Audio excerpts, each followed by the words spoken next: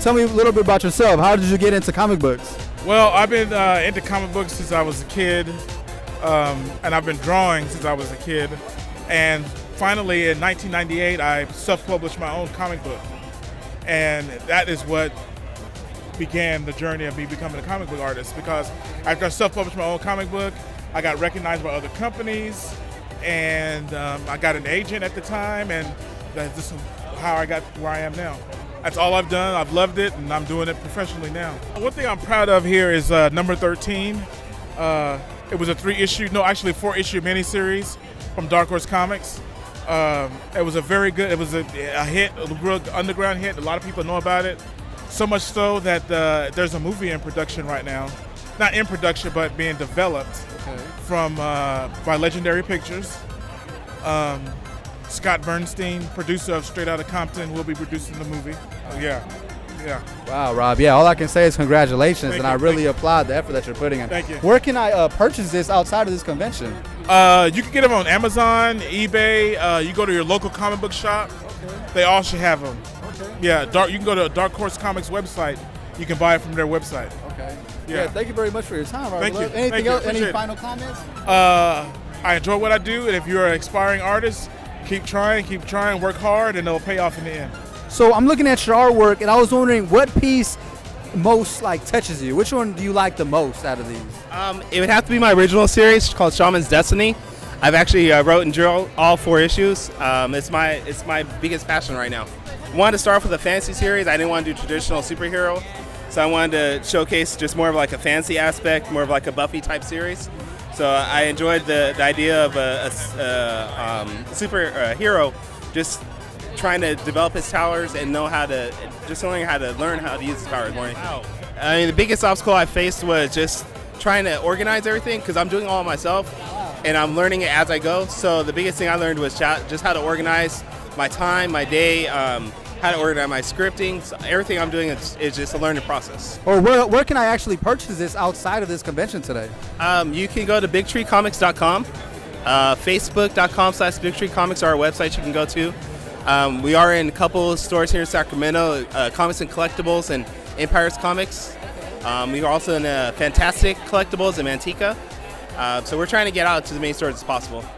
Any advice for upcoming comic book artists from a minority background? Don't give up. Especially for minorities, there's not a lot of people for us to look up to. I mean, there are definitely some great artists out there, but more than anything, just push on, just try working on your craft, and just don't give up on it. So can you tell me a little about your outfit? Well, I am Silk Spectre from The Watchmen. She's one of my favorite comic book women heroines or whatever. I just think she's super badass. Okay, true story. I was originally going to be She-Ra, who was my favorite cartoon growing up as a kid, but I'm 5'10". He-Man's sister. There you go. But I am super tall, and the costume was too short, so my backup plan was Xena, and thank God for the backup plan. So did you watch Xena, the Warrior Princess, as you were growing up, or you said it was just a backup plan, but I know you had a motive behind all that. Yes, I did watch Xena, and I also watched Hercules. But yeah, yay Kevin Sorbo. But I was a huge fan of Batman growing up, and I'm kind of weird in that my favorite Batman was always Batman Forever, even though it probably should be the original, the Adam West, but it was always Batman Forever. So I've always sort of dabbled into it. This is my first time dressing up. Okay, I'm here at the Crocker Art Comic Con, and I'm interviewing Wonder Woman, and she's actually brown skin. Are you Hispanic? Yes, I am. See, she's doing Wonder Woman justice today. So tell me a little bit about yourself. Why did you pick Wonder Woman today? Because I embody Wonder Woman, pretty much. I'm environmentalist, so I care about the planet, and culture and society. So, yeah. So she's a real Amazonian warrior. You have got it here first. She loves the environment and she wants to save the rainforest. How are you doing today? Nice to meet you. Not too bad. Unfortunately, it's a slightly dry event. Slightly dry? How's it dry? Well, I'm kind of starving, so I was hoping for some whiskey. I thought you can fly there on your suit. Why don't you show people what you're packing? Out of all your suits, which was your favorite? I was really a fan of the, it was like the 24, the one, the Iron Man 3, have all the pieces flying around.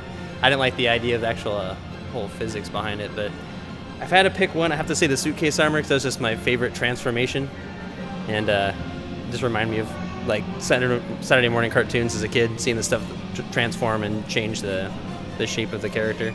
Okay. Well, what's your relationship with War Machine? Like, do you hate him? Like, do you just want to like snuggle with him at night, or do you guys get like really close in your suit? Do you guys swap suits sometimes?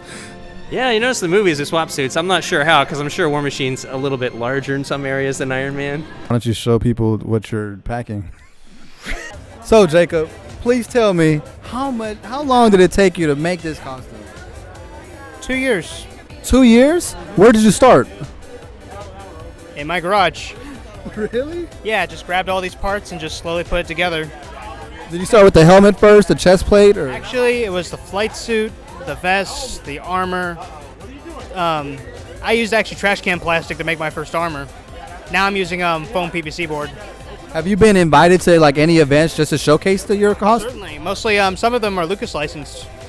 It was just pure fun mostly, because it's usually the people's reactions that's what's so fun about doing all this. Especially the kids. The kids are the best. Okay. I actually at one time had a kid go up and hug my legs. It was pretty adorable.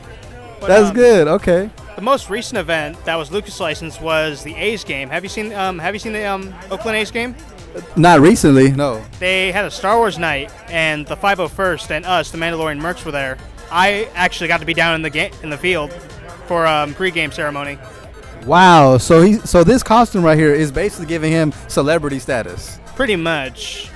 So I'm here at the 2015 Crocker Art Museum, and I'm interviewing Marty McFly and Professor Brown, the old professor here. Okay, how long have y'all been doing this? I'm really curious. Well, actually, the car is fake, but I'm real. Actually, we were told a couple of days ago that they needed a car for the event, and the California Automobile Museum said, "Sure, we got a DeLorean. Would you like that?" And so we found some outfits last night and brought the car and brought us out here to do it. Well, someone just said, you had to get these to 88 miles per hour to go into the future, and the DeLorean wouldn't make it. So they wondered why. And we couldn't find a hill big enough for us to get down, to blow up the future. But most of the cars at the museum, about 75% of them, we don't own. They're all owned by private parties, and we take care of them, polish them, keep them clean, show them to the public. And then the other vehicles, we have about 11 that we drive all the time to different events. Yeah, and so we always try to change something in there new. And that's why, when they're not all owned by us, the owners themselves will be bringing them in and out. So there's always a change. So don't say just because you came to the museum you've already done that, because it changes all the time. Can you tell me a little bit about yourselves? What are you guys into? Wow, you guys are rude. Are you gonna shoot me? No? Nothing? I don't get a response from you guys? Okay, guys, thanks. I appreciate it. Thank you.